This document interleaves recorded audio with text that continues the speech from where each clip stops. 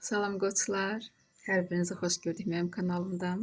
Sizin üçün may ayına baxıram. Görək bizim qoçlarımızı may ayında nələr gözləyəcək. Bu gün mayın 10-udur. Gec də olsa yenə çəkməyə qərar verdim. O bizim kimin üçünsə lazımlı videolar şərhdə yazarsınız. Beləliklə qoçlarımızı nələr gözləyəcək may ayında.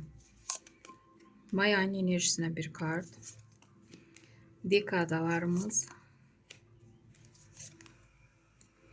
İş axtaranlar üçün bir kart.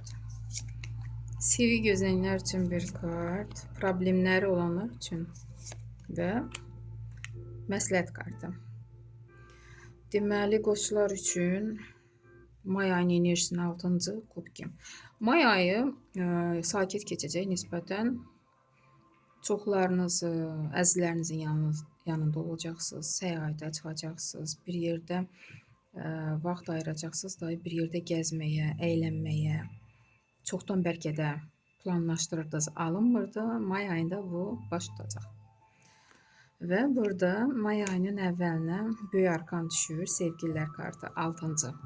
Ola bilsin ki, həqiqətən də nişan da, yəni çoxdandan arzusunda olduğunuz bu anlar yaşanacaq. Hə mərasimi, bir-birinizə olan sevginizi bildirəcəksiniz.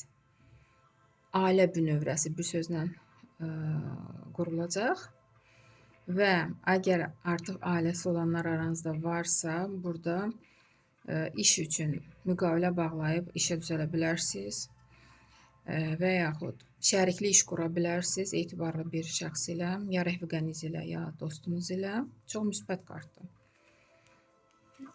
Mayın ortasına 2-ci jezli. Burada siz vaxtından əvvəl gələcəyi bilmək istəyirsiniz, görmək istəyirsiniz, işləriniz necə olacaq, hansı planlarınız həyatda yaşanacaqmı, bəlkə də bu başlanğıc nədirsə, bu haqda çox düşünürsünüz, amma tələsməyin.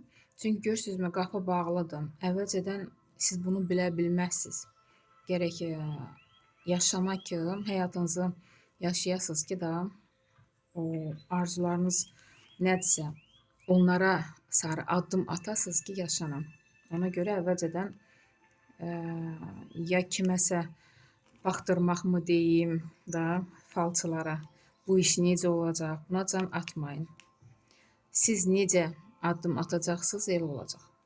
Və burada 10-cu pentakli, bu ən çox əgər may ayının əvvəlində hə mərasimi nişan olubsa, artıq mayın sonunda toy görsənir. Artıq ailə bir yerə yığışır.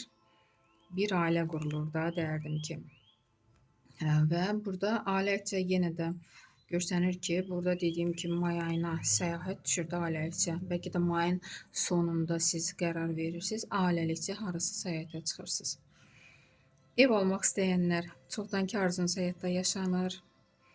Ya ipoteka götürəcəksiniz və yaxud indiyə qədər toplamışsınız, istədiyiniz o evi əldə edirsiniz, ailəlikcə sevinirsiniz. Övladlarınız bu kartla sizi sevindirə bilər. Hansısa əməlləri ilə, uğurları ilə yer tuta bilərlər, sertifikat ala bilərlər və siz çox sevinəcəksiniz, hətta qeyd edəcəksiniz. İş axtaranlar yolunuz açıqdır, iş tapa biləcəksiniz. Sevgi gözləyənlər paj meçi, hisslərə hələlik işarə yoxdur. Deyərdim ki, paj meçi hətta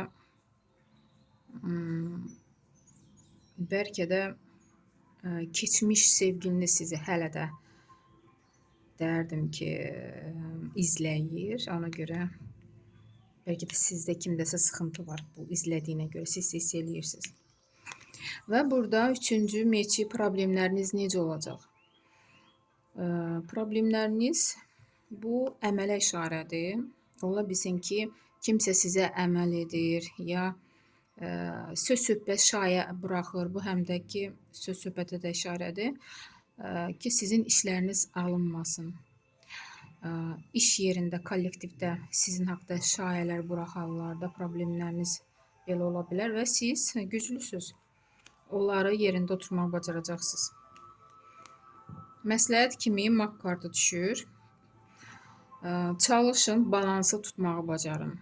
hansı işdə olur olsun, 4 elementin 4-ü də, yəni məsəl üçün də həm istirahətə vaxt ayırın, həm pulunuzu elə xərcləyin ki, sonra ehtiyacınız olmasın, həm işinizə hər tərəfli balansı qorumağı bacarın. Məsləhət kimi belə bir kart düşdü. Məncə pis rasklad deyil, qoçlar, hətta təbrik edirəm. Kim ailə qurursa, qurmaq istəyirsə, uğurlar arzulayıram. İnşallah ürəyiniz kimi olar bu may ayı. Sağ olun.